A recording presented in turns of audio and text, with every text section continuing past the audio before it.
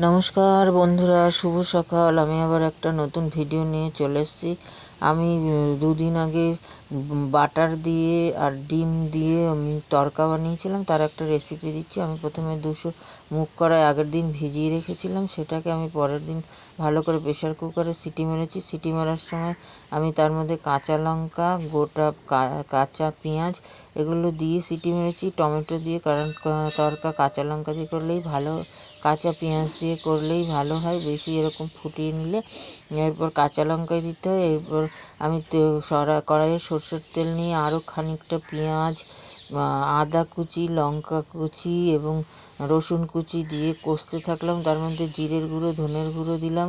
তার আগে আমি 3টে ডিম ফেটিয়ে নিয়েছি শুধু নুন দিয়ে, তারপর ভেজে ঝুরি করে রেখে দিয়েছি। তারপর আমি মুগ কড়াইকে ম্যাশ করে ওর মধ্যে ঢেলে দিলাম। ঢেলে দেওয়ার পর কষা মশলা ঢেলে দেওয়ার পর যখন টেক্সচারটা একদম ঘন ঘন হয়ে এলো, সামান্য অল্প একদম চিনি দিয়েছি।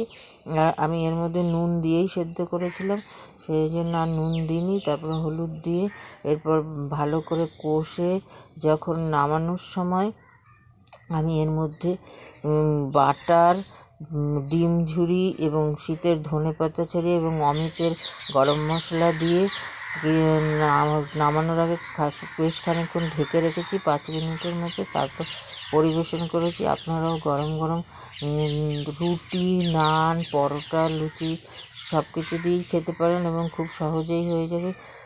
করে দেখুন, খেতে ভীষণই ভালো হবে এবং গেস্ট আসলে করলেও ভীষণ সুবিধা হয় এবং তারা খেয়ে ভালোই বলবে। আশা করছি আপনারা আমার চ্যানেলটাকে সাবস্ক্রাইব করবেন, কমেন্ট করবেন, শেয়ার করবেন। আর তড়কা করতে যত পেঁয়াজটা বেশি দেবেন তত ভালো লাগবে। আর এর মধ্যে লাল লঙ্কা না দিলেই বেশি ভালো লাগে, তবে লাল লঙ্কা দিতে গেলে আপনারা একটুখানি বাটারটাকে গলিয়ে তার মধ্যে লঙ্কার গুঁড়োটা দিয়ে এর মধ্যে দিয়ে দেবেন, তাহলে ভালো হবে।